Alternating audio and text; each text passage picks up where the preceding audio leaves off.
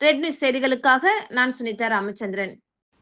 அயலக தமிழர் நலன் மற்றும் மறுவாழ்வு துறை சார்பில் புதிய வீடுகள் திறப்பு விழா.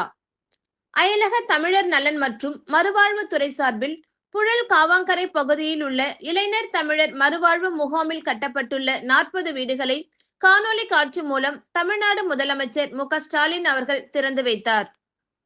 அதனைத் தொடர்ந்து புழல் காவாங்கரை பகுதியில் உள்ள இலங்கை தமிழர் மறுவாழ்வு முகாமில் கட்டப்பட்டுள்ள 40 வீடுகளை பார்வையிட்டு பயனாளிகளிடம் ஒப்படைக்கும் நிகழ்வு சென்னை மாவட்ட ஆட்சியர் ரஷ்மி சித்தார்த் ஜஹரே தலைமையில் நடைபெற்றது. இந்நிகழ்ச்சியில் மாதவரம் சட்டமன்ற உறுப்பினர் மாதவரம் எஸ். சுதர்சனம், திருவள்ளூர் பாராளுமன்ற உறுப்பினர் சசிகாந்த் செந்தில் ஆகியோர் கலந்து கொண்டு குத்துவிளக்கேற்றி வைத்து புதிய வீடுகளை பார்வையிட்டு பயனாளிகளிடம் வீட்டு சாவியை ஒப்படைத்தனர். இந்நிகழ்ச்சியில் மாதவரம் மண்டல குழு தலைவர் எஸ். நந்தகோபால், பகுதி செயலாளர் புழல் எம். நாராயணன், திருவள்ளூர் தெற்கு மாவட்ட காங்கிரஸ் துணைத் தலைவர் கதிர்வேடு எம். பாபு, வட்ட செயலாளர்கள் குப்பன், சந்துரு மற்றும் புழல் சரவணன், விக்னேஸ்வரன் உள்ளிட்ட திமுக காங்கிரஸ் நிர்வாகிகள், அரசு அதிகாரிகள் கலந்து கொண்டனர். ரூபாய் 186 கோடி செலவில் 3510 வீடுகள் கட்டி முடிக்கப்பட்டு மேலும் இரண்டாம் கட்டமாக ரூபாய் 236 கோடி ஒதுக்கீடு செய்யப்பட்டு சென்னை மாவட்டம் புழல் முகாமில் 40 ஒப்படைக்கப்பட உள்ளன. முகாம் மக்கள் சார்பாக தமிழக முதல்வர் ஐயா அவர்களுக்கு கோடான கோடி நன்றிகளை நாங்கள் தெரிவித்துக் கொள்றோம்.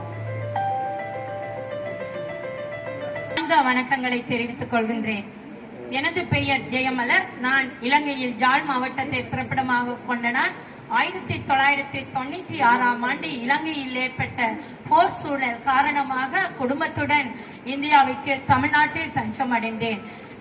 அப்போது எங்களுக்கு தரப்பட்ட வீடானது 10க்கு 10 என்ற அடிப்படையில் தரப்பட்டது.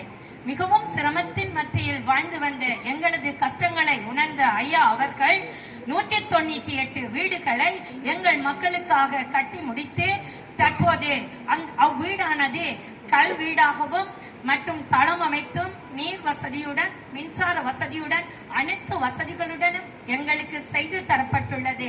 அதற்கு ஐயா அவர்களுக்கு எனது நன்றிகளை தெரிவித்துக் கொள்கின்றேன். மேலும் சுய சார்புடன் இலங்கை மறுவாழ்வு முகாம்களில் வாழ்கின்ற பெண்களானவர்கள் சீரும் சிறப்புடன் வாழ்வதற்காக அவர்களுக்காக தொழிற்கூடங்கள் கட்டி கொடுக்கப்பட்டு அவர்களை தொழில் முனைவோர்களாக ஆக்கியுள்ளீர்கள். அவர்கள் அது மட்டும் இல்லாமல் சுழல் நிதி மானிய கடன் 1,25,000 பெற்று தங்களால் வழங்கப்பட்ட திறன் மேம்பாட்டு பயிற்சிகளையும் பெற்று தன்னம்பிக்கையுடன் பொருளாதாரத்தில் மேம்பாடு அடைந்து தற்போது முகாம்களில் சீரும் சிறப்புடன் வாழ வழிவகை செய்த ஐயா அவர்களுக்கு இலங்கை வாழ் மறுவாழ்வு முகாம்களில் வாழ்கின்ற மக்கள் சார்பாகவும் மகளிர் சுய உதவி குழுக்கள் சார்பாகவும்